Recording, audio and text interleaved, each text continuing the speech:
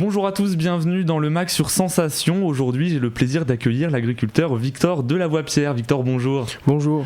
Vous êtes agriculteur à Boissé-le-Châtel, mais également secrétaire général adjoint de la structure départementale des jeunes agriculteurs de l'Eure. Les 17 et 18 juin, vous organisez la première édition du festival Agriculteurs en folie à Bernay. On va en parler évidemment dans quelques instants, mais avant, est-ce que vous pouvez nous présenter Jeunes agriculteurs de l'Eure ? Donc, Jeunes agriculteurs de l'Eure est un syndicat indépendant qui est là dans un but de promouvoir l'installation des jeunes dans le département et d'être présent sur les instances agricoles les plus importantes du département pour justement gérer et essayer d'avoir notre mot à dire pour justement défendre toujours dans le même but l'installation des jeunes. Pourquoi c'est important de mettre en avant les jeunes agriculteurs aujourd'hui ? Parce que jeunes agriculteurs est composé d'agriculteurs et d'agricultrices âgés de moins de 38 ans, c'est bien ça ? Oui, c'est bien ça. Il est important d'avoir des jeunes installés parce qu'il faut que le renouvellement des générations perdure, parce qu'on sait qu'aujourd'hui les agriculteurs en France et dans l'Eure sont particulièrement, enfin pas âgés, mais sont près d'un départ à la retraite, et donc il est important de perpétuer l'agriculture tout simplement, et puis de continuer le plus efficacement possible, et donc il est important justement d'installer des jeunes. Alors juste avant de parler du festival, est-ce que le métier d'agriculteur aujourd'hui est le même qu'il était il y a une vingtaine d'années justement ? Donc aujourd'hui le métier est en soi le même parce que ça consiste toujours à produire de l'alimentation pour les humains, mais ça a complètement changé du point de vue des normes imposées. Il y en a de plus en plus, et puis le consommateur est également de plus en plus exigeant, donc il faut toujours s'adapter, et le monde agricole l'a toujours fait jusqu'à présent, mais il faut quand même rester raisonnable sur tout ce qui est demandé, parce que plus blanc que blanc, parfois ça peut pas aller, et donc faut que tout le monde s'y retrouve. Et lors du précédent mandat, vous étiez d'ailleurs le président de Jeunes agriculteurs de l'Eure. Aujourd'hui, vous êtes, je le disais, secrétaire adjoint de la structure départementale, mais aussi membre actif du comité pilotage du festival Agriculteurs en folie. C'est un festival qui se tiendra les 17 et 18 juin à Bernay. En quoi consistera-t-il ? Donc le festival Agriculteurs en folie, donc c'est notre première édition comme vous l'avez dit. Ce festival va consister à promouvoir l'agriculture euroise à travers des activités, à travers des organismes de paragricoles, des concessionnaires. Vous pourrez retrouver tout cela sur le festival.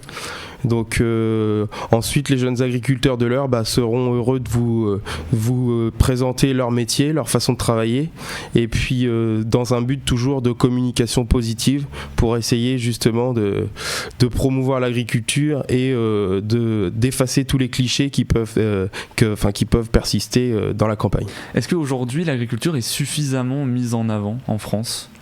Malheureusement non, l'agriculture n'est pas assez mise en avant, notamment par certains politiques. C'est une question qui persiste chez JA. On se demande bien quelle est la finalité des politiques s'ils veulent voir disparaître l'agriculture française. Donc justement, Jeune Agriculteur est là pour se battre contre ça, parce que on a l'agriculture la plus durable du monde, et ça c'est pas anodin. Ça veut dire qu'on produit certainement de la meilleure des manières possibles, et donc toujours nous imposer du plus, au bout d'un moment ça peut plus marcher. Donc voilà. Et vous l'avez dit, Agriculteurs en folie a pour principal objectif de faire découvrir à la population les richesses de l'agriculture départementale. Quelles sont ces richesses dans l'Eure ? Donc l'Eure est un département qui est très diversifié au niveau production, donc on peut y trouver des céréales, du lin, des betteraves sucrières, des pommes de terre, donc il y a une grande diversité de production grâce notamment à la bonne qualité de terre et au climat qui est favorable pour toutes ces différentes cultures. Et donc le but du festival, c'est de les faire découvrir au grand public, et puis répondre à toutes les questions qui peuvent se poser. Et pour ce faire, les 17 et 18 juin, vous proposerez des animations aux petits et grands. Qu'est-ce que l'on pourra faire concrètement ? Donc voilà, l'idée du festival, c'est qu'il soit le plus familial possible. Donc il y aura des activités pour les grands comme pour les plus petits. Donc on a prévu un pôle enfants avec notamment piscine à blé, ferme pédagogique. On aura des vaches normandes présentes aussi sur site. Un marché de producteurs sera également présent pour pouvoir découvrir les différents produits prêts à consommer. Et puis donc notamment avec les organismes du paragricole, ce sont toutes les entreprises qui gravitent autour de l'agriculture et les concessionnaires de matériel agricole, donc pour expliquer toutes les pratiques et les différentes façons de travailler. C'est ça, parce que vous allez aussi exposer du matériel agricole. J'ai cru lire aussi qu'on pourra faire des promenades en tracteur, c'est ça ? Voilà, donc il y aura des expositions de matériel agricole, les concessionnaires mettent en place, et aussi ils nous prêtent des tracteurs pour justement faire des tours de tracteur et puis découvrir un petit peu comment ça fonctionne. Donc voilà. Et comment on organise un tel événement ? Racontez-nous un petit peu la genèse du projet. Comment vous avez eu cette idée déjà dans un premier temps ? Alors en fait, donc cette idée, elle est déjà assez vieille parce qu'au départ, ça devait se passer en 2020, donc l'année du Covid. Donc avec le Covid, évidemment, ça a été repoussé. Et pour garder une dynamique de groupe déjà, pour essayer de motiver tout le conseil d'administration de JA27. Et donc l'idée, c'était toujours dans le même objectif. Faire de la communication positive, et donc pour ça on a organisé un comité de pilotage. Donc c'est un petit groupe de personnes pour gérer l'organisation, créer des pôles, créer des responsabilités, et puis que chacun développe les pôles d'activité qu'on proposera lors du festival, selon les compétences et les souhaits et puis les affinités de chacun. Et ça a été difficile de mettre en place ce festival ? Ça, on verra comment ça se passe à la fin, mais oui, c'est relativement difficile parce qu'on part de zéro, donc on n'a aucune base, on n'a aucun recul. Après, il faut miser sur la météo, qu'elle soit bonne, et puis aussi sur la fréquentation, parce qu'il y a plusieurs événements à cette période-là, notamment l'Armada, mais on espère pouvoir générer du monde quand même.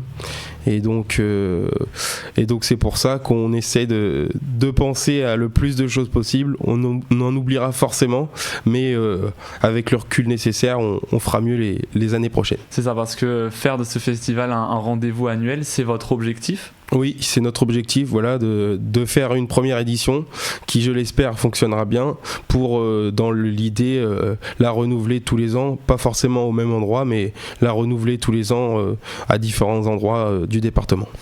Rapidement, comment convaincre la population de venir au festival ? Est-ce que vous faites de la communication autour de l'événement ? Oui, on fait de la communication, donc notamment sur les réseaux sociaux.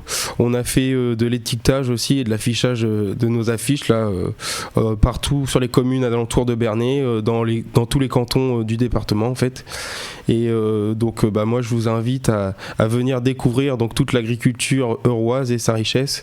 Et les jeunes agriculteurs de l'Eure seront heureux de vous présenter donc leur métier, leur passion, parce qu'il faut pas oublier que notre métier avant tout c'est une passion.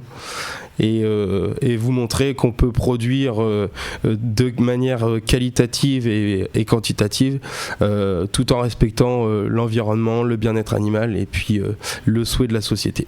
Alors vous évoquez un métier passion, qu'est-ce qui vous plaît particulièrement dans votre métier ? C'est un métier qui n'est jamais... tous les jours sont différents parce qu'on travaille avec du vivant, donc soit avec des végétaux, des cultures, soit avec des animaux.